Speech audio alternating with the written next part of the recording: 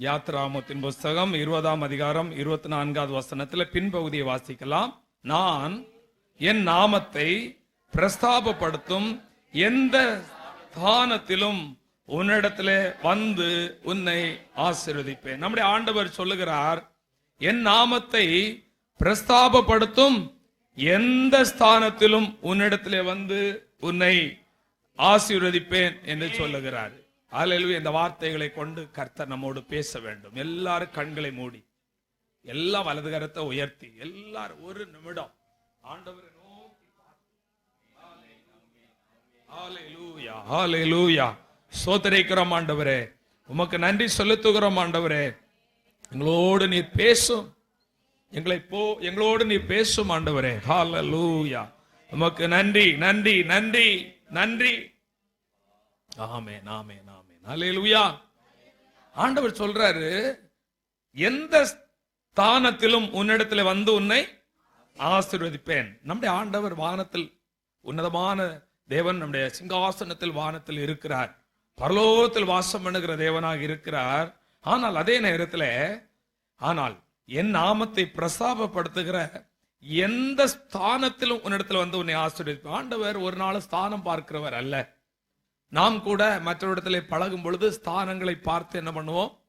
நாம் பழகுவோம். நம்முடைய ஆண்டவர் அவர் மகிமையின் சிங்காசனத்திலே வீற்றிருந்தாலும், நம்முடைய எந்த இடமா இருந்தாலும் அவர் நம்மிடத்திலே அவர் வந்து நம்மண்டையில இறங்கி வருகிறவர். யார் வீட்டுக்கும் வருவார், யாரோடும் வருவார், யாரையும் சந்திக்க வருவார், வந்து அவளை ஆசீர்வதிக்கிற தேவனாயிருக்கிறார். மேலே சொல்லி, என் நாமத்தை பிரஸ்தாபப்படுத்தல இடத்திலே நான் வருவேன். ஆண்டவர் வரும்போது சும்மா வரமாட்டார். ஆண்டவர் நம்மை ஆசீர்வதிக்கிறவராக வருவார். பிரஸ்தாபம் என்று சொல்லப்பட்டிருக்கிறது, பப்ளிக் சிட்டி. இன்றைக்கு நம்முடைய ஆண்டவருடைய நாமத்தை நாம் என்ன பண்ண வேண்டும்?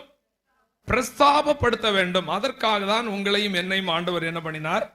தெரிந்து கொண்டார். இப்படி பிரஸ்தாபப்படுத்துகிறவர்களை ஆண்டவர் என்ன பண்ணுகிறாரா? ஆசீர்வதிக்கிறாரா. சும்மா இருக்கிறவர்களை ஆண்டவர் ஆசீர்வதிப்பதில்லை. ஆண்டவருடைய நாமத்தை யார் பிரஸ்தாபப்படுத்துகிறார்களோ அவர்களை ஆண்டவர் ஆசீர்வதிப்பார். ஒரு ஆலயத்திலே நாம் கர்த்தரை பிரஸ்தாபப்படுத்துவோமே ஆனால் அங்கு இறங்கி வருகிறார். ஒரு வீட்டிலே கர்த்தரை பிரஸ்தாபப்படுத்தினாலோ, சிறைச்சாலையில் பிரஸ்தாபப்படுத்தினாலோ, வேலை ஸ்தலத்தில் பிரஸ்தாபப்படுத்தினாலோ, ஆற்றங்கரையோ கடற்கரை மணலோ, எந்த இடத்திலே நாம் கர்த்தரை பிரஸ்தாபப்படுத்தினாலும் நம்முடைய ஆண்டவர் என்ன பண்ணுகிறார்? அங்கு அந்த ஸ்தானத்துக்கு அவர் வந்துடுறார். அல்லேலூயா. அதான் சொல்லப்பட்டிருக்கிறது, நம்முடைய ஆண்டவர் துதிகளின் மத்தியிலே என்ன பண்ணுகிறாரா? சிறைச்சாலைக்கு ஆண்டவர் வருவார். ஆமென். சிறைச்சாலையின் அஸ்திபாரங்களை அசைய செய்வார். சிறைச்சாலையின் கதவுகளை ஆண்டவர் திறக்க செய்வார். அங்கு துதி இருக்குமே. ஆனால் பவுலும் சீலாவும் அங்கு துதித்த போது அங்கு ஆண்டவர் என்ன பண்ணினார்? இறங்கி வருவார். நல்ல கவனிக்கணும். இன்னைக்கு ஒரு காரியத்தை கவனிக்க வேண்டும். நம்முடைய ஆண்டவர் வந்து நம்மை ஆசீர்வதிப்பார். நம்முடைய ஆண்டவரை நாம் தேடி போக வேண்டாம். நம்முடைய ஆண்டவர் அவர் இருக்கிற ஸ்தானத்தை விட்டு நாம் ஒரு தாழ்ந்த ஸ்தானத்தில் இருந்தாலும், சிறியவனை புலிந்து எடுத்து எளியவனை குப்பையிலிருந்து உயர்த்துகிறவர், நாம் இருக்கிற அந்த குப்பையின் ஸ்தானத்திற்கு அவர் என்ன பண்ணுவார்? இறங்கி வருவார். அதுதான் நம்முடைய நல்ல ஆண்டவர். அல்லேலூயா. ஆமென். இறங்கி வந்து நம்மிடத்தில் வந்து நம்மை ஆசீர்வதிப்பார். அவ்வளவு அற்புதமான தெய்வம் தான். இன்றைக்கு அநேகருக்கு இந்த சத்தியம் தெரிவதில்லை. ஆமோஸ் புஸ்தகத்திலே 5ஆம் அதிகாரம் 5-6 வசனத்தை நீங்கள் படித்து பார்க்கும் பொழுது, ஆமோஸ் 5ஆம் அதிகாரம்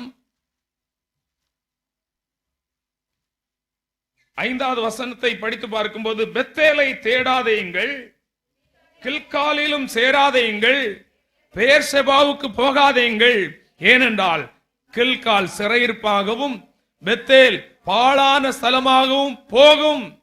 கர்த்தரை தேடுங்கள், அப்பொழுது பிழைப்பீர்கள். புண்ணிய ஸ்தலத்தை தேடாதிருங்கள். ஆமென். எதை தேடக்கூடாது? ஆசீர்வாதம் கிடைக்க வேண்டும் என்று சொல்லி நீங்கள் எங்கு தேடி போக கூடாது? புண்ணிய ஸ்தலங்களை நீங்கள் தேடி போகிறவர்களாக நீங்கள் இருக்கக்கூடாது. கர்த்தரை தேடுகிறதற்கு மாறாக புண்ணிய ஸ்தலங்களை தேடினால் நமக்கு பிரயோஜனம் இல்லை. அதற்கு மாறாக நீங்கள் கர்த்தரை தேடுகிறவர்களாக இருக்கும்போது ஆண்டவர் உங்களை பிழைக்க செய்ய வல்லமையுள்ள தேவனாயிருக்கிறார். இன்றைக்கு அநேகர் அந்நிய மார்க்கத்தில் உள்ளவைகளை அந்நிய மார்க்கத்திலிருந்து கிறிஸ்தவர்கள் வந்தபடினாலே, இன்னும் பெரும்பாலுமான கிறிஸ்தவர்கள் எங்கிருந்து வந்தவர்கள் அந்நிய மார்க்கத்திலிருந்து வந்தபடினாலே, இன்றைக்கு அவருடைய வழி நடத்துதலை, அவர்கள் நடந்து வந்த பாதைகளை ஆண்டவரை அறியாத, சத்தியம் தெரியாத ஒரு கூட்ட மக்கள் என்ன பண்ணுகிறார்கள்? பின்பற்றுகிறவர்களாக இருக்கிறார்கள். கிறிஸ்தவ மார்க்கத்திலும் சத்தியத்தை அறியாத எல்லோரையும் நான் சொல்லவில்லை. வசனம் சொல்லுகிறது, சத்தியத்தை அறிவீர்கள், சத்தியம் உங்களை விடுதலையாக்கும். சத்தியத்தை அறியாத கூட்டத்தார் இப்படியே செய்கிறார்கள். என்ன செய்கிறார்கள்? இந்த தீர்க்கதரிசியை தேடி சென்றால் என் வாழ்க்கைக்கு பரிகாரம் கிடைக்கும். கவனிக்கணும், இந்த தீர்க்கதரிசியை தேடி சென்றால் எனக்கு பரிகாரம் கிடைக்கும். இந்த ஊழியக்காரரை தேடி சென்றால் என்னுடைய வாழ்க்கையிலுடைய கட்டுகள் எல்லாம் உடையும்.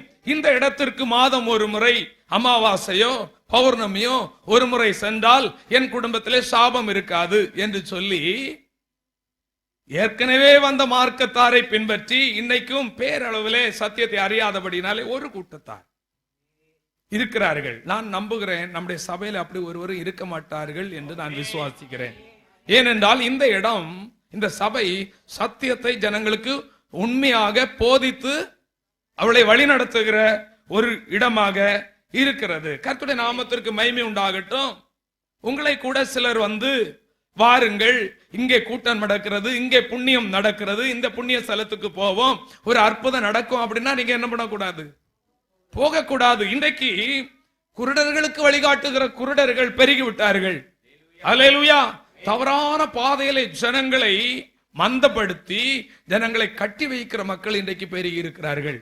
ஆனால் ஆடுகள் தான் அதை அறிந்து கொள்ள வேண்டும். ஆமென். ஆடுகள் தான் தவறான பாதையிலே போய்விடக்கூடாது.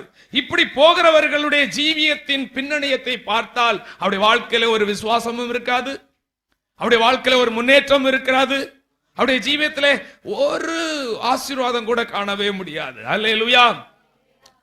அப்ப அவங்க நம்பிக்கை என்ன? நாள் முழுசும் என்ன பண்ணணும்? போயிட்டே இருக்க வேண்டியதா மாசானா. ஆமென். ஒவ்வொரு குறிப்பிட்ட அங்க இங்க, அந்த ஊருக்கு இந்த ஊருக்கு, அவர் அங்க ஜெபம் பண்றார், எங்க இது நடக்குது, இப்படியெல்லாம் நம்ம போகிறதுனால நமக்கு பிளஸிங் வராது. ஆண்டவர் சொல்றார், என் நாமத்தை பிரஸ்தாபப்படுத்துகிற எந்த இடத்துல சத்தியத்தை அறிந்து கொள்ளணும், அங்கு நான் வருவேன், என் ஸ்தானத்தை விட்டு நான் இறங்கி வருவேன், உன்னிடத்தில் வருவேன், உன்னை நான் ஆசீர்வதிப்பேன். கர்த்தருடைய நாமத்திற்கு மகிமை உண்டாகட்டும். அல்லேலூயா. ஆமென். நாம் ஜெபிக்காமல் டிவிகளிலே பலர் ஜெபம் நடத்துகிறத பார்த்து விட்டு, ஆமென், ஆமா இதனால எனக்கு பிளஸிங் வரணும்னா நடக்கவே நடக்காது. அப்படி யாராலும் சொல்வார்களே, ஆனால் அவர்கள் குருடர்களுக்கு வழிகாட்டுகிறவர்களாக இருக்கிறார்கள். நீங்கள் கர்த்தர் இருக்கிற இடத்துல, கர்த்தர் வைத்த சபை, கர்த்தர் வைத்த வீட்டிலே, கர்த்தர் வைத்த பகுதிகளிலே நீங்கள் இருந்து கர்த்தரை பிரசாபப்படுத்தும் போது அவர் உங்களிடத்தில் வந்து அவர் உங்களை ஆசீர்வதிப்பார் என்ற சத்தியத்தை நீங்கள் அறிந்து கொள்ள வேண்டும். கர்த்தருடைய நாமத்திற்கு தயவு செய்து நீங்கள் என்ன பண்ணிடக்கூடாது? மோசம் போகிறவர்களாக இராதபடி எச்சரிக்கையா இருக்க வேண்டும். கர்த்தருடைய நாமத்திற்கு மகிமை உண்டாவதாக. இரண்டாவதாக பார்க்கும்போது, ஆண்டவருடைய நாமத்தை தான் பிரஸ்தாபப்படுத்த வேண்டுமே தவிர நாம் எந்த துர்ச்செய்திகளையும் நாம் என்ன பண்ணக்கூடாது? நம்முடைய நாவினாலே நாம் என்ன பண்ணக்கூடாது? பிரஸ்தாபப்படுத்துகிறவர்களாக இருக்கக்கூடாது. பாருங்கள், இஸ்ரவேல் ஜனங்களை ஆளுகை செய்ததான சவுலும் யோனத்தானும் மரித்து விட்டார்கள். சவுலும் யோனத்தானும் மரித்து விட்டார்கள். அந்த செய்தியை தாவீது கேட்கிறார். தாவீது என்ன சொன்னார் தெரியுமா? ஒரு தாவீது புலம்பி பாடும் பொழுது அவர் இந்த செய்தியை இஸ்ரவேல் ஜனங்களுக்கு சொல்லுகிறார். என்ன செய்தி? 2 சாமுவேல் 1ஆம் அதிகாரம் 20வது வசனம். 2 சாமுவேல் 1ஆம் அதிகாரம் 20வது வசனத்தை படியுங்கள். பெலிஸ்தரின் குமார்த்திகள் சந்தோஷப்படாதபடி, அப்படியானால் அந்நிய மக்கள், புறஜாதியார், ஆண்டவரை அறியாத மக்கள் சந்தோஷப்படாதபடிக்கும், ஆண்டவரை அறியாதவர்கள் களி கூறாதபடிக்கும், காத் பட்டணத்தில் அறிவியாமலும் பிரஸ்தாபப்படுத்தாதுங்க.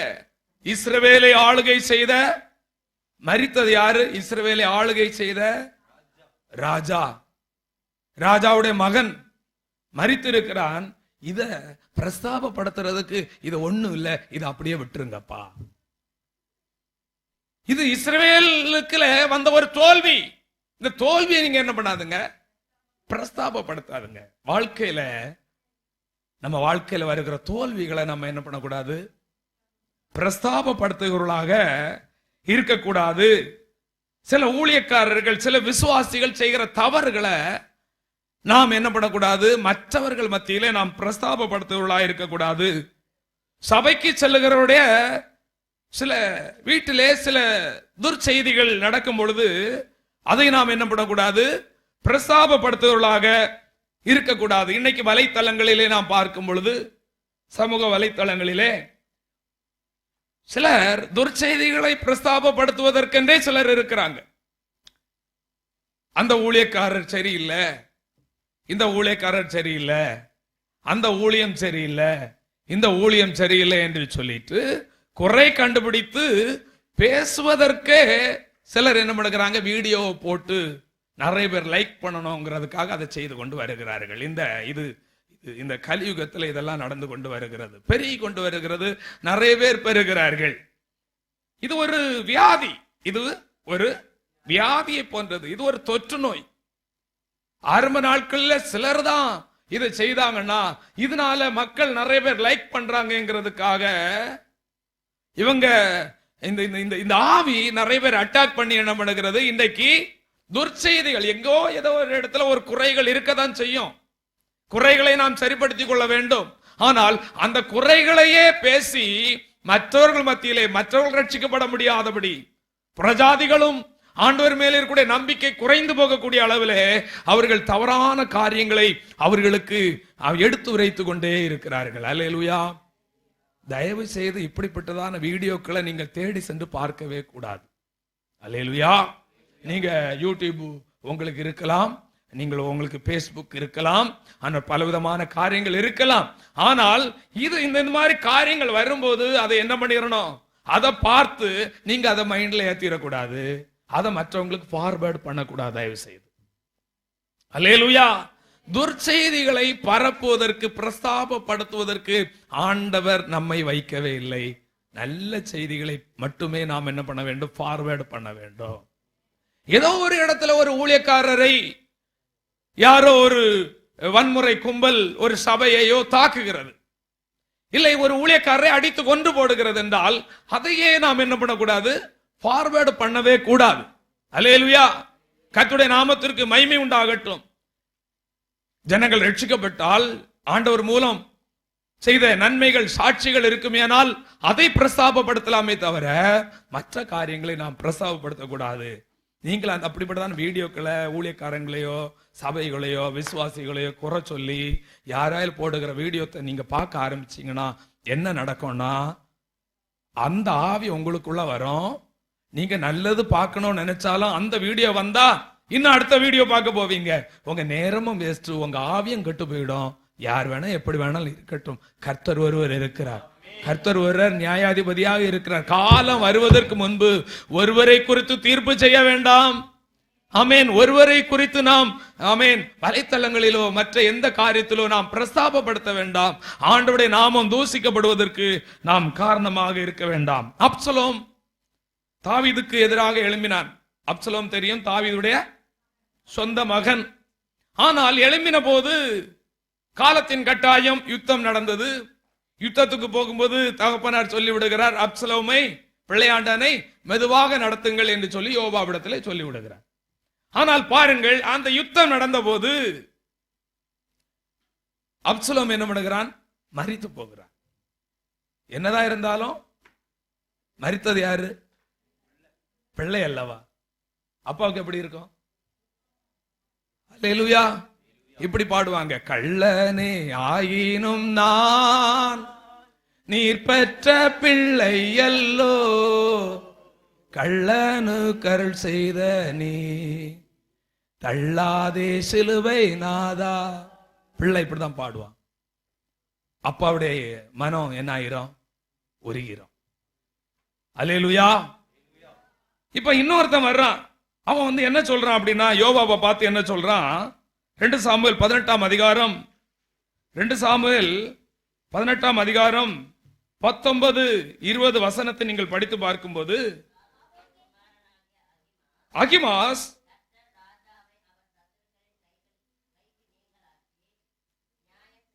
நியாயம் செய்தார் என்றும் செய்தியை பாருங்கள். நான் இந்த செய்தியை கொண்டு போக ஓட போகிறேன். ராஜாவுக்கு சொல்ல அப்சலோம் மரித்து போன செய்தியை சொல்லுவதற்கு நான் ஓடுகிறேன் என்று சொல்லுகிறேன். அருமையான கர்த்தருடைய பிள்ளைகளே, ஆனால் யோவாப் என்ன சொல்றாரு? அவனை நோக்கி, எப்பா நீ கொண்டு போக வேண்டிய செய்தி இல்லப்பா, இன்றைய தினம் நீ என்ன பண்ண வேண்டாம், செய்தி கொண்டு போக வேண்டாம். இன்னொரு நாளிலே நல்ல செய்தியை நீ கொண்டு போகலாம். செத்தது சாதாரணமான ஆள் அல்ல, ராஜாவின் குமாரர் செத்திருக்கிறாரு. இந்த செய்தியை ராஜாவிடத்துல நீ அறிவிக்க போக வேண்டாம் என்று சொல்லுகிறார். ஆனா பாருங்க,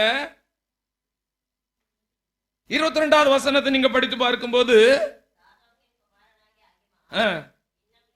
மறுபடியும் யோவாபை நோக்கி, எப்படியானாலும் நானும் ஓடதான் போக போறேன். எப்படியும் துர்ச்செய்தி என்னதான் கொண்டு போக போறேன். சில ஆட்கள் திருந்தவே மாட்டான், என்ன சொன்னாலும் கேட்கவே மாட்டான், துர்ச்செய்தியை பரப்பி கொண்டே போவான். அதனால என்ன லாபம்? அதுக்கு மறுபடியும் யோவாப் என்ன சொல்றாரு?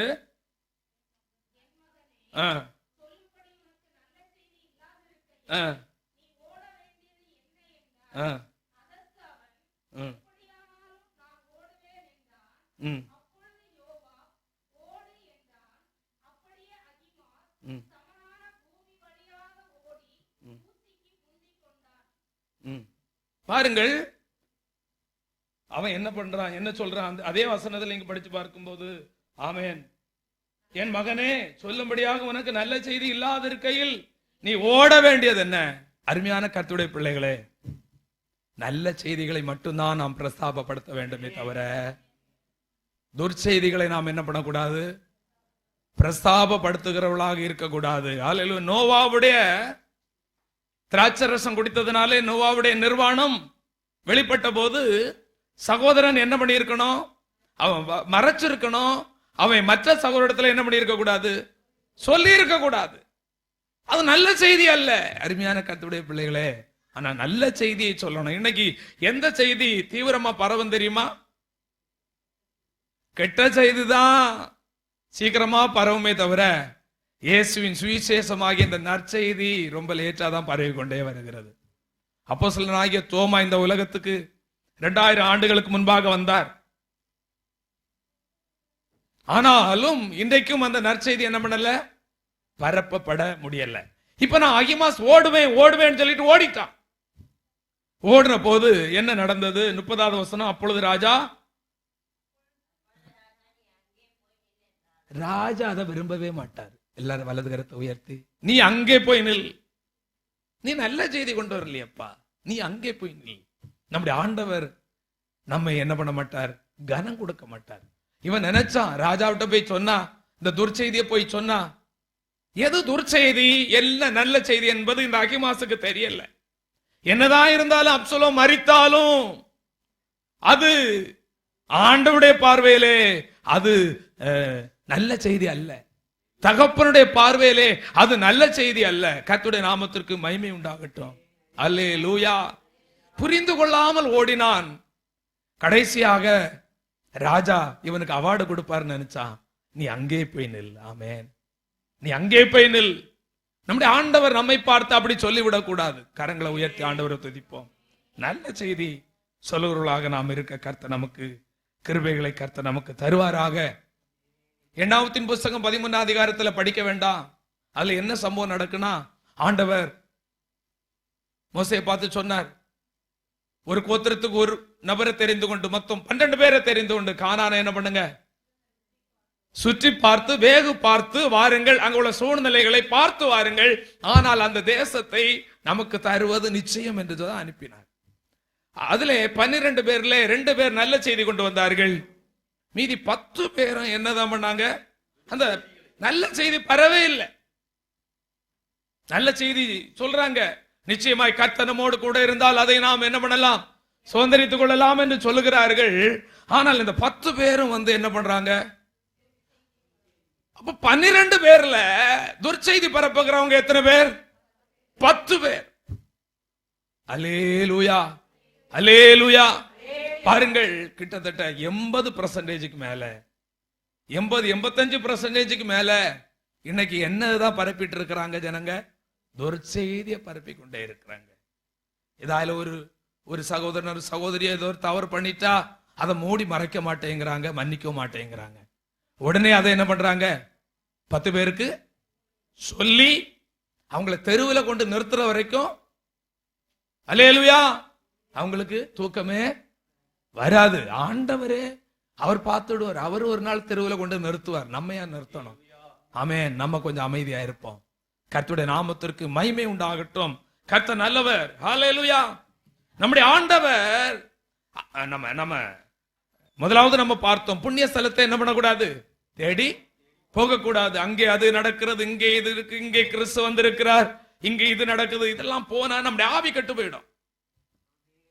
நமக்கு ஆண்டவர் தந்தது ஆரம்பத்துல லெதாசஸ் இதுல வந்துரும். ஆரம்ப ஜெபம் பண்ணும்போது இந்த வார்த்தை தான் வெளிப்படும். என் நாமத்தை பிரஸ்தாபப்படுத்துற எந்த இடத்திலும், எந்த ஸ்தானத்திலும், எந்த ஸ்தானமா இருந்தாலும் அவர் வந்து ஆசீர்வதிப்பார். அல்லேலூயா, ஆமென்.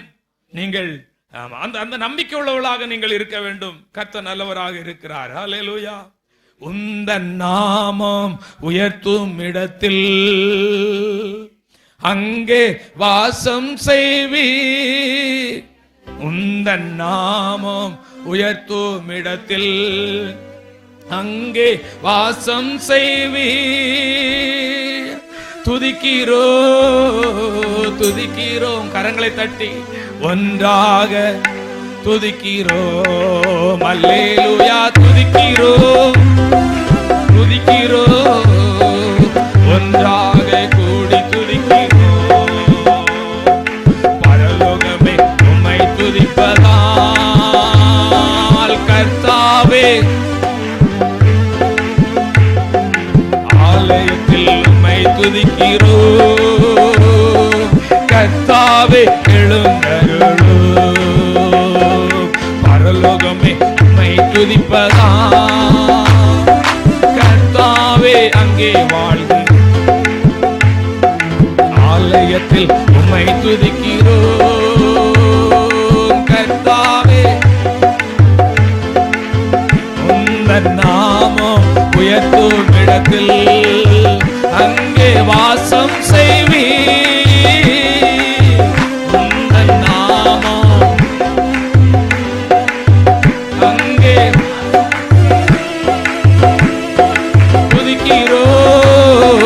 துதிக்கிறோம், கூடி துதிக்கிறோம். அல்லேலூயா. துதிக்கிறோம், ஆமென். ஒன்றாக கூடி துதிக்கிறோம். அல்லேலூயா, அல்லேலூயா, அல்லேலூயா. கர்த்தருடைய நல்ல நாமம் மகிமைப்படுவதாக. சரி, எப்படி எல்லாம் அவரை பிரஸ்தாபப்படுத்த வேண்டும் என்று ஒரு 3 காரியத்தை மட்டும் நான் சொல்லி இந்த செய்தியை நிறைவு செய்வோமாக. சங்கீதங்களின் புஸ்தகம் 105ஆம் சங்கீதம் 1வது வசனத்தை நீங்கள் படித்து பார்க்கும் பொழுது எப்படியெல்லாம் அவரை பிரஸ்தாபப்படுத்த வேண்டும்? கர்த்தரை துதித்து துதியின் மூலம் ஆண்டவருடைய நாமத்தை பிரஸ்தாபப்படுத்த வேண்டும். அல்லேலூயா. அருமையான கர்த்தருடைய பிள்ளைகளை கவனிக்க வேண்டும். அவரை துதித்து அவர் நாமத்தை நீங்கள் என்ன பண்ண வேண்டும்? பிரஸ்தாபப்படுத்துகிறவர்களாய் இருக்க வேண்டும். ஆண்டவர் நம்மை தெரிந்தெடுத்தது நோக்கம், இந்த ஜனத்தை எனக்கென்று ஏற்படுத்தினேன், இவர்கள் என் துதியை சொல்லி வருவார்கள். தாவீது ஆலயத்திலே கர்த்தரை துதிப்பதற்கு 4000 பேரை வைத்தாரா? ஆமென். எத்தனை பேர்?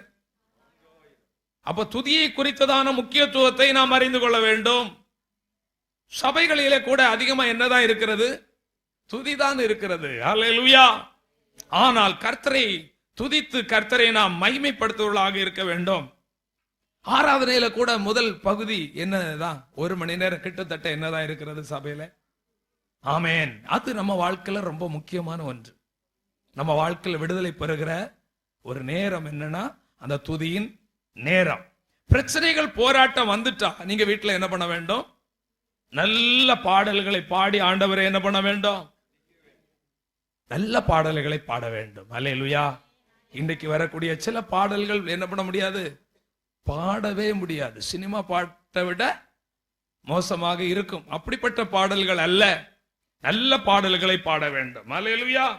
எப்படிப்பட்ட பாடல்களை பாட வேண்டும்? தூய தூய தேவனை நாம் போற்றி போற்றி புகழ்ந்திடுவோம். கரங்களை தட்டி, தூய தூய தேவனை நாம் போற்றி போற்றி புகழ்ந்திடுவோம். பாவக்கரைகளும் நீக்கினதான் ஸ்தோத்தரிப்போம் என்றும் ஸ்தோத்தரிப்போம். பாவக்கரைகளும் நீக்கினதால் ஸ்தோத்தரிப்போம் என்றும் ஸ்தோத்தரிப்போம். சாபங்கள் போக்கி தம் சொந்தமாயம்மை சேர்த்த தம் அன்பதை எண்ணிடுவோம்.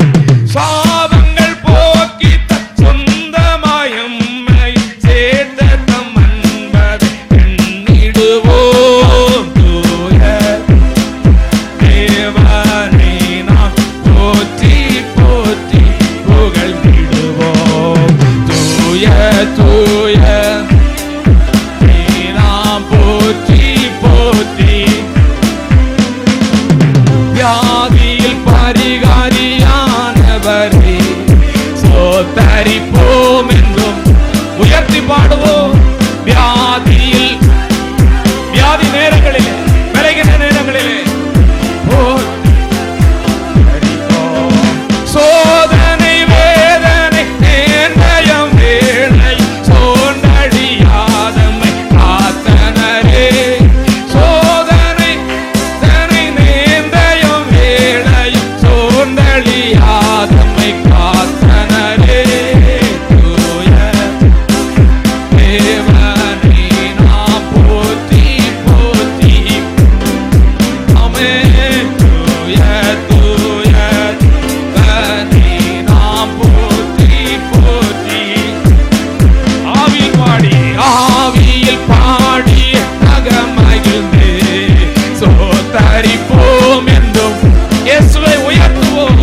ஆவியில் பாடிய அகமகிழ்ந்து ஸ்தோத்தரிப்போம் என்றும்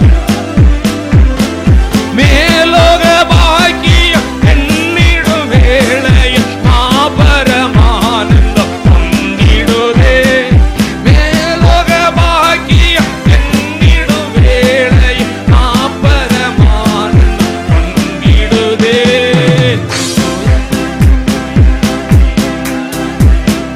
போற்றி போற்றி புகழ்ந்திடுவோம்.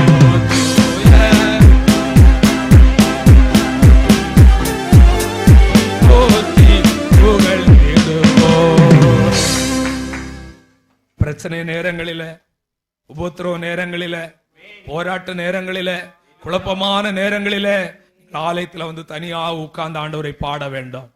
வீட்டிலே பிள்ளைகள் எல்லோரையும் உட்கார வைத்து ஆண்டவரை துதித்து கர்த்தரை என்ன பண்ண வேண்டும், மகிமைப்படுத்துபவர்களாக இருக்க வேண்டும். தாவீது சொல்லும்போது சொல்லுகிறார், நாள் முழுவதும் உமது துதியை நான் சொல்லி வருவேன்னு சொல்றார்.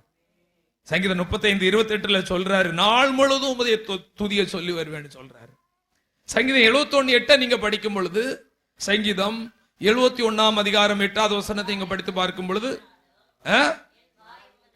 என் வாய் உமது துதியினாலும் நாள்தோறும் உமது மகத்துவத்தினால நிரம்பி இருக்கும். முதலாவது துதியினாலே நிரம்பி இருக்கணும். அல்லேலூயா. சில உதடுகள்ல கெட்ட வார்த்தை வந்துடும். என்ன வந்துருது? கெட்ட வார்த்தை வந்தது. ஏன் கெட்ட வார்த்தை வந்துருது? இருதயத்தின் நிறைவினால் வாய். ஏற்கனவே ஆண்டவரை அறிகிறதுக்கு முன்னாடி என்ன பேசிட்டு இருந்தோம்? கெட்ட வார்த்தை பேசிட்டு இருந்தோம். இப்போ எப்போ அந்த கெட்ட வார்த்தை வருது? ரொம்ப நம்மளை யாராலும் எமோஷன் பண்ணும்போது என்ன வந்துருது? எல்லாரையும் சொல்லல, உனக்கு வருதா? ஆமேன். சிலருக்கு என்ன வந்துருது? கெட்ட வார்த்தை என்ன வருது? வந்துருது. அப்ப நம்ம அது துதித்தலும் சபித்தலும் ஒரே நாவில் இருந்து என்ன பண்ணாது? வரவே வராது. சிலர் மற்றவங்களை ஈஸியா சாபம் போட்டுருவாங்க, நீ நாசமா போயிருவ. இதுக்காக ஆண்டவர் நம்ம என்ன பண்ணவில்லை, அழைக்கவில்லை. ஆசீர்வாதங்களை சுதந்தரித்துக் கொள்ளும்படி அழைக்கப்பட்டவர்கள் என்று அறிந்து மற்றவர்களை என்ன பண்ணுங்கள், ஆசீர்வதிங்கள். கெட்ட வார்த்தை. சிலருடைய வாயில என்ன வரும்னா சினிமா பாட்டு. ஏன்னா அது சினிமாவிலே ரகசியமா சினிமா பார்க்கிறது, ரகசியமா டிவியில மொபைல்ல பார்க்கிறபடினாலே தானாகவே என்ன வருது, துதி வர்றதுக்கு பதிலா என்ன வருது வாயில. சிலர் சொல்றாங்க, நாங்க குடும்பமா என்ன பண்ணுவாங்க, சில பிள்ளைங்க வந்து சொல்லுவாங்க, நாங்க குடும்பமா என்ன பண்ணோம், சினிமா நாங்க பார்த்தோம். அல்லேலூயா. ஆமா, பிள்ளைகளை ஒருத்தரை என்ன பண்ண முடியாது, பிள்ளைகளை அது எங்க பார்த்தாலும் போய் உளறிட்டே இருக்கும். ஆனா உண்மையா இருக்கும். நாங்க குடும்பமா உட்கார்ந்து என்ன பண்ணுவோம், சீரியல் பார்ப்போம். அப்போ இந்த சினிமா பார்க்கிற ஆட்களுக்கு என்ன வந்துடும், சும்மா இருக்கும் போதே என்ன வந்துடும், வேலை செஞ்சுட்டு இருக்கும் போதே என்ன பாட்டு பாடிட்டு இருப்பான், யாரும் பாடுறாங்க போல இருக்கு. அல்லேலூயா. இன்னைக்கு மனம் திரும்பிடணும். காலட்டூன்ல சினிமா பாட்டு. இந்த தாவீது என்ன சொல்ற, தாவீது பாருங்க ஆடுகளுக்கு பின்னாடி இருந்தான். அவனை வீட்டுல ஒரு பொருட்டாவே நினைக்கல. வனாந்திரத்தில் அவன் இருந்தான். வனாந்திரத்தில் யார் இருந்தா, ஆட்கள் இல்ல, அங்க யார் தான் இருந்தது, ஆடுகள் தான் இருந்தது. அந்த ஆடுகளுக்கு முன்னாடி வச்சு ஆண்டவரை மகிமைப்படுத்தி கொண்டே இருந்தான். அல்லேலூயா. அதான் அவன் சொல்றான், எப்பொழுதும் என் நாவல வேற ஒண்ணுமே இருக்காது, வெத்தலை இருக்காது, பக்கம் இருக்காது, சிலருடைய வாயில ஆன்ஸ், கேன்சர் வந்து செத்துருவேன். தயவு செய்து இன்னைக்கு மனம் திரும்பிடணும். அல்லேலூயா. ஆமா, சர்ச்சுக்கு வரும்போது நல்ல பிள்ளை, வெளியில போனா ஆன்சா. அல்லேலூயா. வாயில என்னதான் இருக்கணும், அல்லேலூயா. ஆமா, சிலருக்கு வாயில என்ன இருக்கு, பீடி.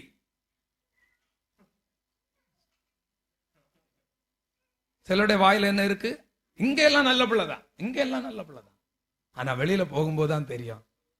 அல்லேலூயா, அல்லேலூயா. ரொம்ப டென்ஷன் ஆயிட்டு ஐயா, நான் என்ன பண்ணிட்டேன். ஆமென். ஆண்டவரன் டென்ஷன் ஆயிடுவார். ஆண்டவர் என்ன பண்ணிடுவாரு, இந்த மாதிரி எல்லாம் பேசிட்டு இருந்தா ஆண்டவர் என்ன பண்ணிடுவார், ஒரு நாள் டென்ஷன் ஆயிடுவார். அல்லேலூயா. கர்த்தருடைய நாமத்திற்கு மகிமை உண்டாகட்டும். ஐயா, சாப்பாடு இன்னைக்கு கல்யாண சாப்பாடு, நல்ல பந்தி, கறியும் சோறும் சாப்பிட்டோம், அதனால வெளியில வந்தா ஒரு பீடா போட்டோம். அல்லேலூயா, அல்லேலூயா. ஃபர்ஸ்ட் எப்படிதான் இருக்கும், பீடா, ஸ்வீட் பீடா தான் இருக்கும். அதற்கு பிறகு அது எப்படியா வரும், சிக்கன் 65 போல என்ன வரும், 65 பீடா, அப்புறமா என்ன வரும், 120 பீடா, இதெல்லாம் கணக்கு இருக்கு. அல்லேலூயா. அந்த போதையின் அளவு. நீங்க யாரோ ஒருத்தர் பீடா வைக்கிறாங்கன்னு சாப்பிட்டுட்டு லாஸ்ட்ல வந்துட்டு கொஞ்சம் போதையில போயிடக்கூடாது. அல்லேலூயா. வஞ்சிக்கப்பட்டு போயிடக்கூடாது. இந்த நாவை ஆண்டவர் எதுக்கு தந்திருக்கிறாரு, நல்ல நாவை எத்தனை பேருக்கு தந்திருக்கிறாரு. அல்லேலூயா. சிலருக்கு நாவு இருந்து உளறி உளறி பேசுறான். ஆனா உங்களுக்கு எல்லாம் என்ன இனிமையான குரல் தெரியுமா, நீங்க ஒவ்வொருத்தரும் பேசுறது பார்த்தா அவ்வளவு மகிழ்ச்சியா சந்தோஷமா பேசுற இந்த நாவல இந்த மாதிரி கெட்ட வார்த்தை வரலாமா, சினிமா பாட்டு வரலாமா. அல்லேலூயா. கர்த்தரை துதிச்சா உயர்வு வரும். பாருங்க, ஆடுகளுக்கு முன்னாடி ஆண்டவரை உயர்த்தி கொண்டே இருக்கிறோம், யாரும் பார்க்கல. ஆனா ஒருத்தர் பார்த்தார். யார் பார்த்தார், கர்த்தர் பார்த்தார். திடீரென்று துதிச்சு கொண்டிருக்கும் போது ஒரு அழைப்பு வருகிறது. சாமுவேல் உம்மை அழைக்கிறார். தாவீதே, சாமுவேல் உம்மை அழைக்கிறார். அவனை வீட்டுக்கு வந்தான், அவனுக்கு தெரியவே தெரியாது, அவனுக்கு தெரிஞ்சதெல்லாம் அவரை துதிக்க தான் தெரியும். ஆனா தாவீது வந்த உடனே ஆண்டவர் சொல்றாரு, இவன் தான் நான் ராஜாவாக அபிஷேகம் பண்ண போகிறவன் என்று சொல்லி உடனே அங்கு ஒரு ப்ரமோஷன் வருகிறது. கரங்களை உயர்த்தி ஆண்டவரை துதிப்போம். யார் புறக்கணித்தாலும், யார் கைவிட்டாலும், நீங்கள் ஆண்டவரை துதிக்கிற நபராக இருந்தால் அதற்கு எழுதி கொடுத்துடணும். உங்களை அதற்கு உங்களை டெடிகேஷன் பண்ணணும்.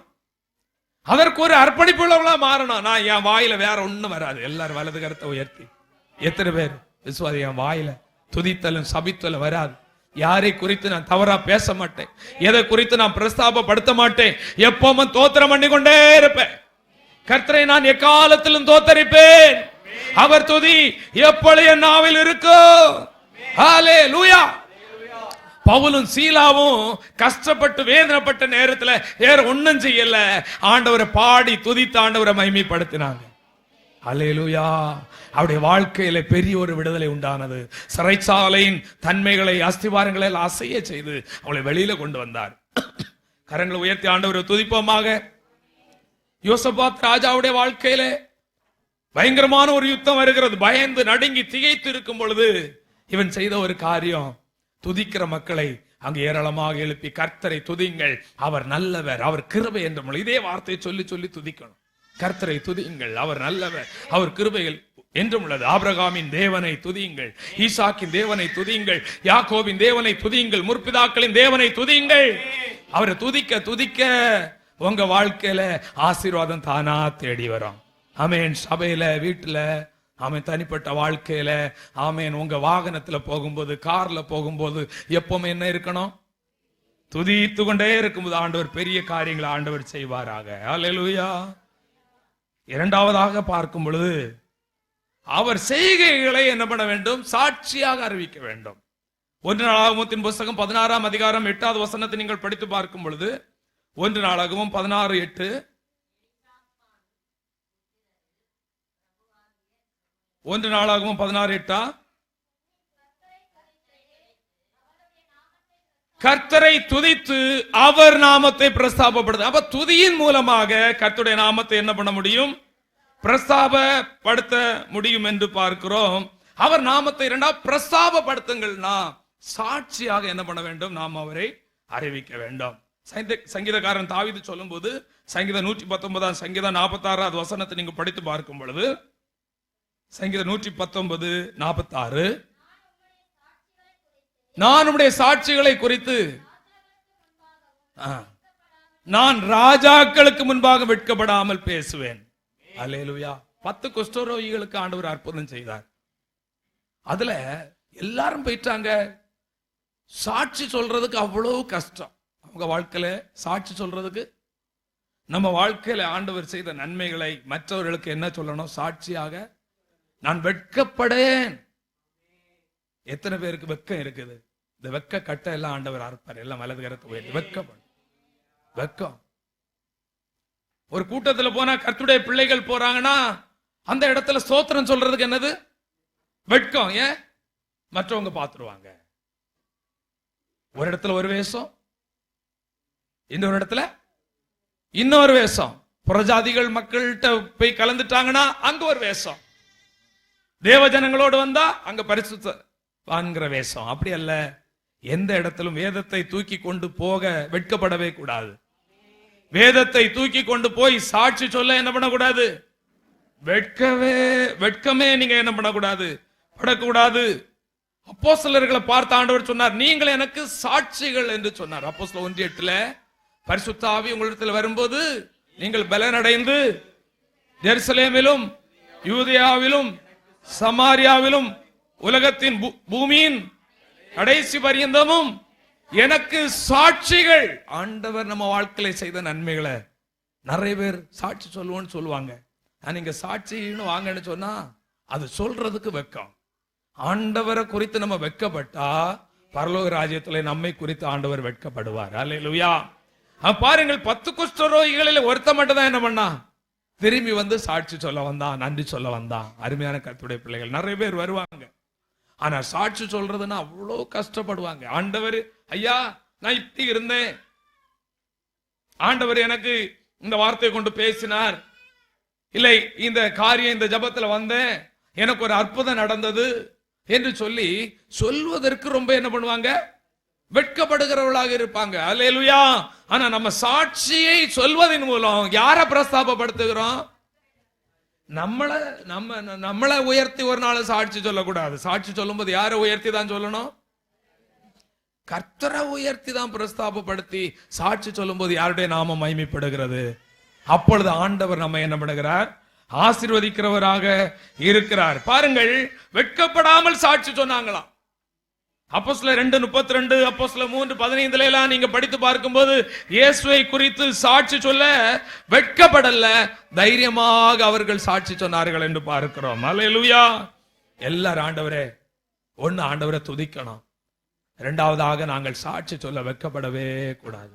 கரங்களை உயர்த்தி இந்த சர்ச்சுக்கு தான் போறோம், நாங்க அசம்பிளி சகாடு சபைக்கு தான் போறோம், நாங்க பெந்தேகோஸ்தே சபைக்கு தான் போறோம். நாங்க அதுல நமக்கு என்ன வைக்க வேண்டி கிடக்கிறது? அல்லேலூயா. பைபிளை கையில வச்சுட்டு போறதுக்கு வெக்கப்படக்கூடாது. கர்த்தருடைய நாமத்திற்கு மகிமை உண்டாவதாக. நம்ம வேஷமா போட வேண்டிய அவசியம் ஒன்றுமே இல்லை. ஏனென்றால் நாம் உண்மை மார்க்கத்தை பின்பற்றுகிறோம். நாம் உண்மை வழிகளை நாம் பின்பற்றுகிறோம். இயேசுவை பின்பற்ற வேற யாரையுமே பின்பற்றல. அல்லேலூயா. இயேசுவின் வசனத்தை பின்பற்றுகிறோம். எனவே நாம் சாட்சிகளை நாம் சொல்லுகிறவர்களாய் இருக்க வேண்டும். துர்ச்செய்திகளை நாம் பரப்பவே கூடாது. கர்த்தருடைய நாமம் மகிமைப்படுவதாக. மூன்றாவதாக சொல்லி முடிச்சிடறேன். என்ன அப்படின்னா, சங்கீதம் 138:2 நீங்க வசனத்தை படித்து பார்க்கும் பொழுது,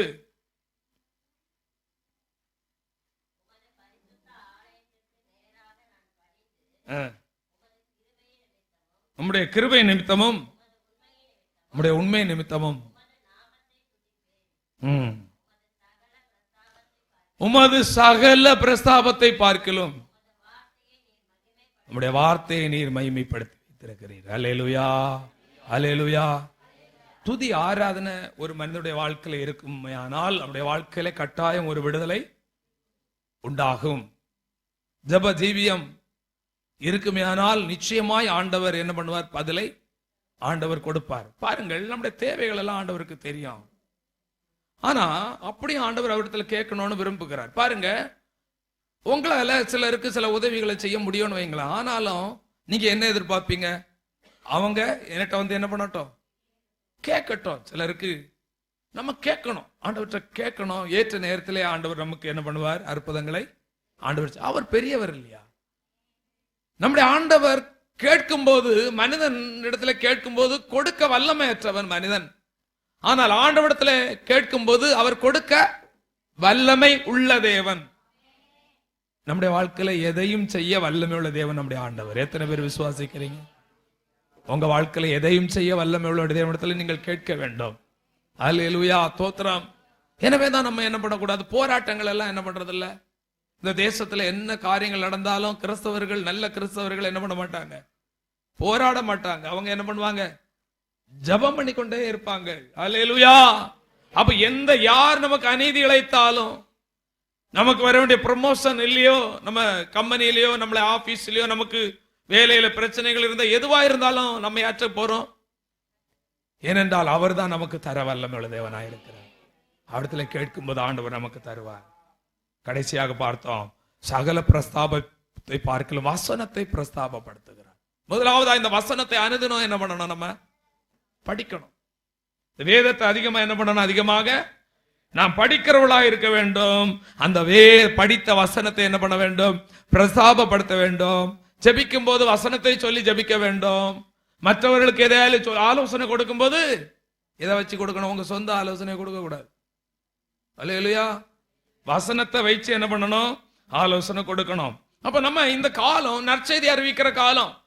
இயேசு சீக்கிரம் வரப்போகிறார். பாருங்க, எங்க பார்த்தாலும் ஒரு விமான, அகமதாபாத்ல இருந்து விமான விபத்து ஆரம்பிச்சு இன்னைக்கு நீங்க கன்றுவ நீங்க செய்தியை பார்த்தீங்கன்னா, அந்த விமானம் தடைபட்டுச்சு, இந்த விமானம் தடைபட்டுச்சு, அந்த விமானத்தை பறவை பயணம் பண்ணிச்சு, மோதிடுச்சு.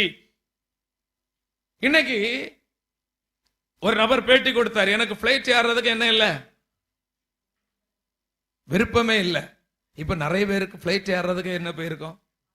ஒரு முறையாயாலும் பிளைட் ஏறணும்னு நினைச்சவங்களுக்கு எல்லாம் இப்ப என்ன போயிடுச்சு? ஐயோ, நான் பிளைட்லயே வர மாட்டேன், நான் ட்ரெயின்ல போயிடுறேன். ட்ரெயின நம்பிக்கை இல்லை. இல்ல நான் பஸ்ல போயிடுறேன், அதை நம்பிக்கை இல்லை. கார்ல போயிடுறேன், அதை நம்பிக்கை இல்லை.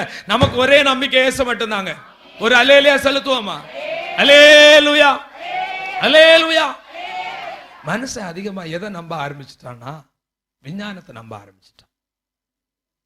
அல்லேலூயா. பைலட்டை நம்ப ஆரம்பிச்சுட்டான். அதுல ஒருத்தன் கூட ஜெபம் பண்ணி இருக்க மாட்டான்னு நினைக்கிறேன். அல்லேலூயா, அல்லேலூயா. அப்ப உங்க பிரயாணத்துல எல்லாம் என்ன பண்ணணும்? ஒரு நிமிஷம் ஜெபம் பண்ணிட்டு போறதுனால அங்க ஒன்னும் ஆகிறாது. அல்லேலூயா. ஸ்கூலுக்கு பிள்ளைகளை அனுப்பும் போது என்ன பண்ணுங்க? பொல்லாத உலகத்துல ஒரு 5 நிமிஷம் எடுங்க. ஆனா அதுக்கு மட்டும் தான் நமக்கு என்ன இருக்காது? 5 நிமிஷம் எடுத்து ஜெபம் பண்றதுக்கு மட்டும் என்ன இருக்காது? மீதி எல்லாத்துக்கும் இது யாரை ஏமாத்துற வழி? இது யாரை ஏமாத்துறோம்? யார? கர்த்தரை ஏமாத்துறோம் நினைச்சிட்டு யாரதை ஏமாத்துறோம்? நம்மளே என்ன பண்ணிடுறோம்? ஆமா. ஜபிக்க மட்டும்தான் என்ன இல்ல? ஆமா, கர்த்தருடைய ஊழியத்தை செய்ய மட்டும்தான் நமக்கு என்ன இல்ல. ஆனா மற்ற எல்லாம் நமக்கு எல்லாம் நடக்கும். மற்ற எல்லா நேரம் எல்லாத்துக்கும் நேரம் இருக்கும். தூங்குறதுக்கு குறையாம 8 மணி நேரம் தூங்குறதுக்கு என்ன இருக்கும்? நேரம் இருக்கும். 3 வேளை சாப்பிடுறதுக்கு நேரம் இருக்கும். 5 வேளை ஸ்நாக்ஸ் சாப்பிடுறதுக்கு நேரம் இருக்கும். 10 டீ சாப்பிடுறதுக்கு நேரம் இருக்கும். பார்க்க வேண்டிய ஆட்கள்லாம் போன் பண்ணி பேசுறதுக்கு என்ன இருக்கும்? நேரம் இருக்கும். ஆனா துதிக்கிறதுக்கும், ஜபிக்கிறதுக்கும், சுவிசேஷம் சொல்றதுக்கும், வசனத்தை சொல்றதுக்கும், வசனத்தை படிப்பதற்கு என்ன இருக்காது? நம்ம தான் திட்டமிடணும். இல்ல இல்லையா? வர வர பிஸி தான். இப்பவுமே பிள்ளைகளுக்கு எல்லாம் ரொம்ப பிஸி. இனி வர வர என்னதான் நடக்கும் நினைக்கிறீங்க? ஒரே பிஸி. புக்ஸ் எல்லாம் இருக்காது வருகிற காலங்கள்ல. ஆமென். அப்படிப்பட்டதான காலத்துலதான் போயிட்டு இருக்கோம். ஆனா எவ்வளவு பிஸியா இருந்தாலும் நம்ம ஆண்டவர் இல்லாம நம்மளால வாழ முடியாது என்கிற படிப்பினை தான் நம்ம கற்றுட்டு இருக்கிறோம். அல்லேலூயா. எத்தனை உயிர்கள் இன்னைக்கு எங்க பார்த்தாலும் யுத்தம் பாருங்க. ரஷ்யா உக்ரைன் யுத்தம் நடந்து கொண்டிருக்கிறது. காசா இஸ்ரேல் யுத்தம் நடந்து கொண்டிருக்கிறது. இப்பொழுது யுத்தம் எங்க திரும்பி இருக்கு? ஈரானுக்கும் இஸ்ரேலுக்கும் யுத்தம் நடந்து கொண்டிருக்கிறது. அமெரிக்காவுடைய தலையீடு இருக்கிறது. எங்கு பார்த்தாலும் யுத்தங்களை, யுத்தத்தின் செய்திகளை மறைந்திருக்கும் போது இயேசு இதோ வாசற்படியில் வருகிறார். இயேசு சீக்கிரம் வருவார். அதற்கு எங்கு பார்த்தாலும் யுத்தங்கள் நடந்து, ஒரு மனிதாபிமானமே இல்ல. ஜனங்கள் எல்லாரும் மரித்து போய் கொண்டிருக்கிறார்கள். பஞ்சங்கள். காசாவில் பாத்தீங்கன்னா பிள்ளைங்க எல்லாம் போய் அந்த கூட்டத்தில் போய் நின்று அந்த பாத்திரங்களை ஏந்தி கொண்டு நிற்கும் நம்முடைய இருதயங்கள் உடைந்து போகிறது. அல்லேலூயா. தேசம் அழிந்து போய் கொண்டிருக்கிறது. எங்கு பார்த்தாலும் ஆபத்துகள். நம்பிக்கையே இல்லை. மனுஷனை யாரையும் நம்ப முடியல. இதெல்லாம் இயேசுவின் வருகைக்கு அடையாளம். எனவே நம்முடைய கொஞ்ச நேரத்தை ஒதுக்கி சுவிசேஷம் சொல்லுகிறவளா நான் இருக்கணும். வசனத்தை நம்ம சொல்லணும். 2 ராஜாக்கள் புஸ்தகத்துல 7ல இருந்து 7ஆம் அதிகாரம் 9வது வசனத்துல அங்க குஷ்டரோகிகள் என்ன சொல்றாங்கன்னா, 2 ராஜாக்கள் 7ஆம் அதிகாரம் 9வது வசனம், பின்பு அவர்கள் ஒருவரை ஒருவர் நோக்கி, ஆமா பக்கத்துல கைய பிடிச்சு சொல்லுங்க, நாம் செய்கிறது நியாயம் அல்ல. இப்ப இப்படி சொல்லுங்க, நீ செய்கிறது நீன்னு சொல்லாதுங்க, அடிச்சிருவாங்க. அதுக்கு நான் பொறுப்பு இல்லை. நீன்னு என்ன சொன்னியடா, வா பாஸ்டர் இங்க இருக்கிறாரு, நான் ஒன்னும் செய்ய மாட்டேன், வெளியில வா உனக்கு வச்சுக்கிறேன். நீயா? நான் யாரு தெரியுமா? எத்தனை கொம்பு இருக்கு தெரியுமா எனக்கு?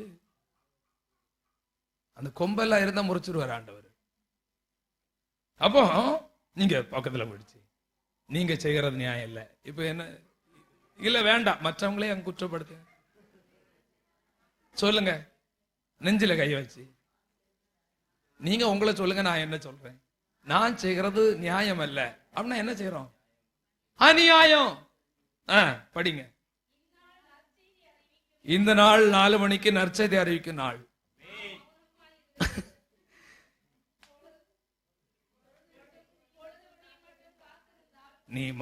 நீ மௌனமா இருந்து பொழுது விடியும் வரைக்கும் காத்திருந்தா குற்றம்.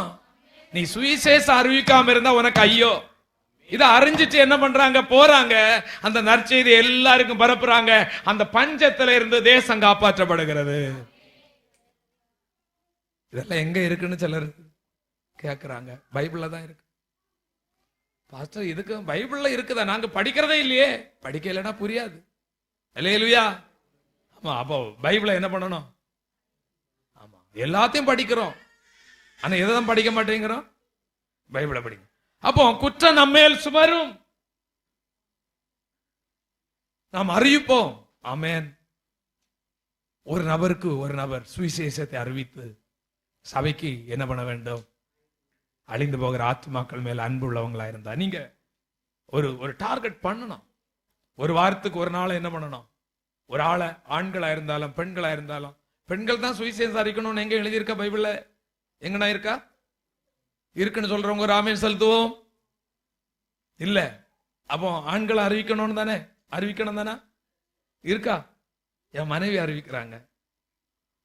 மனைவி அறிவிக்கிறது மனைவிக்கு, நீங்க அறிவிச்சா உங்களுக்கு. அல்லேலூயா. பரலோகத்துக்கு போகும்போது வருங்கையா போக கூடாது. ஆண்டவரே எல்லாம் வலது கரத்தை உயர்த்தி இரவு ஜெபத்துல அதுக்கு தான் ஜெபம் பண்ணோம். எங்களை ஆத்துமாக்கள் ஆதாயம் செய்கிற கிருபைகளை எங்களுக்கு தாரும் ஆண்டவரே. நாங்க எங்களை கொண்டு ஆத்துமாக்கள் நாங்க ஆதாயம் செய்யணும். அப்ப இந்த சபை ஆத்துமாக்கள் ஆதாயம் செய்கிறவளா மாறணும். ஜெபம் பண்ணாங்க, இடங்கொள்ளாம ஆத்துமாக்களை தாரும் ஆண்டவரே. அல்லேலூயா. உங்க வீடு நீங்க மட்டும் சுகமா வாழுங்க, நல்லா இருங்க, நல்லது. ஆனால் அதற்கு மட்டும் உங்க வீட்டை ஆண்டவர் தரலங்கிறத நீங்க புரிஞ்சுக்கணும். கொர்நேலியுவை குறித்து பார்க்கும் பொழுது கொர்நேலியு வீட்டை என்ன பண்ணா, அவன் திறந்து கொடுத்தான். அப்போஸ்தலர் 10:24 அப்போஸ்தலர் 10:24. மறுநாளிலே முடிச்சிடுறேன். பாருங்கள், கவனிக்கணும். கொர்நேலியு தன் உறவின் முறை, இனசன சொந்த பந்துகள், இரண்டாவதாக சொந்த பந்தங்கள், இரண்டாவது ஃப்ரெண்ட்ஸ் சர்க்கிள்ல இருக்கிறவங்க கூட வர வைத்து, யாருக்கு வீட்டுல காத்திருந்தா? யாரோ வீட்டுல போய் நம்ம காத்திருக்கிறது இல்ல. யாருக்கு வீட்டுல காத்திருந்தா? கொர்நேலியுடைய வீடு. நீங்க ஒவ்வொருவரும் ஒரு கொர்நேலியு. எல்லாரும் எத்தனை பேர்? அல்லேலூயா. நான் பெத்தேல் நகர்ல இருக்கும்போது ஒரு சின்ன வீட்டுல தான் இருந்தோம். ஆனா அப்போ ஜெபத்துக்காகவே அன்னைக்கு 7,000 ரூபாய் 8,000 ரூபாய் செலவு பண்ணி ஒரு கொட்டா போட்டு வச்சிருந்தேன். எதுக்காக? ஜெபத்துக்காகவே. இன்னைக்கு அந்த கொட்டா போடணும்னு எப்படி 30,000 ரூபாய் ஆகும். கொட்டா போட்டு அங்க வசனத்தை எல்லாம் வைப்போம். ஞாயிற்றுக்கிழமை ஆனா மற்ற மக்கள் எல்லாரையும் வர வச்சு அங்க என்ன பண்ணுவோம்? சுவிசேஷம் அவங்களுக்கு சொல்லுவோம். அல்லேலூயா, அல்லேலூயா. ஆனால் அது நிமித்தமாக நீங்க பார்க்கும்போது ஸ்டெப் பை ஸ்டெப்பாக செய்யற காரியங்களை ஆண்டவர் வாய்க்க செய்தார். செய்யற காரியங்களை ஆண்டவர் என்ன பண்ணார்? ஆமென். ஆண்டவர் வாய்க்க செய்தார். பனையூருக்கு கொண்டு வந்தார். பனையூர்ல இப்படி நடத்துகிறார். நாளைக்கு பெரிய லெவல்ல ஆண்டவர் ஊழியத்தில் ஆண்டவர் நடத்துவார். ஏனென்றால் ஆண்டவர் நமக்கு, உங்களுக்கு நல்ல வீடு, பிரச்சனை இல்லாத வீடு இருந்து அப்படின்னா நீங்க என்ன பண்ணணும்? அந்த வீடை நீங்க திறந்து கொடுக்கணும். கரங்களை உயர்த்தி அவங்க அதை சொல்லிடுவாங்க, இவங்க இதை சொல்லிடுவாங்க. இதெல்லாம் பார்த்தா நீங்க ஒரு நாள் என்ன பண்ண முடியாது? உங்க வீட்டுல ஆண்டவர் மகிமைப்படவே முடியாது. அந்த வீட்டை திறந்து கொடுத்து அந்த நாட்களை அதெல்லாம் செய்கிறவங்களாக நம்ம இருந்தோம். ஒவ்வொரு வாரமும் ஜெபம் நடக்கும். ஒவ்வொரு நாளும் வீட்டை திறந்து கொடுக்கும். இங்க வீட்டுல ஆட்கள் வந்தா அதை எடுத்துருவாங்க, இதை எடுத்துருவாங்கலாம் நாங்க யோசிக்கிறதே இல்லை. அல்லேலூயா. அப்படியெல்லாம் யாரும் ஒண்ணு வந்தா எடுத்துட மாட்டாங்க. அல்லேலூயா. வந்து இருந்து சுவிசேஷம் அறிவிக்கப்படுகிற இடம் ஆசீர்வதிக்கப்பட்ட இடங்க. ஆமீன். இந்த இடம் ஆசீர்வதிக்கப்பட்ட இடம். ஏன்னா சுவிசேஷம் அறிவிக்கிற இடம். எந்த வீட்டுல சுவிசேஷம் அறிவிக்கப்படுகிறதோ அந்த வீடை கர்த்தர் ஆசீர்வதிப்பார். ஓபேத்-ஏதோமின் வீட்டை கர்த்தர் ஆசீர்வதித்தார். அல்லேலூயா.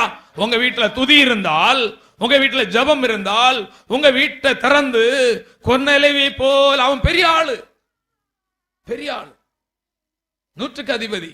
ஆனால் அப்பேற்பட்ட நபரே தன் எவ்வளவு பொக்கிஷங்கள் வீட்டுல இருந்திருக்கும்னு நினைக்கிறீங்க? நம்ம வீட்டுல இருக்கிறது போல 4 சேரும் 2 கட்டில மட்டும் இருந்திருக்காது. அல்லேலூயா. என்னென்ன இருந்திருக்கும்? பொக்கிஷங்கள் நிறைய இருந்திருக்கும். அவனே தன் வீட்டை திறந்து கொடுத்தான். எல்லாம் வலது கரத்தை உயர்த்தி, உன் வீட்டை பூட்டி வைக்காத. உன் வீடு, என் வீடு சகல ஜனங்களுக்கு ஜெப வீடு.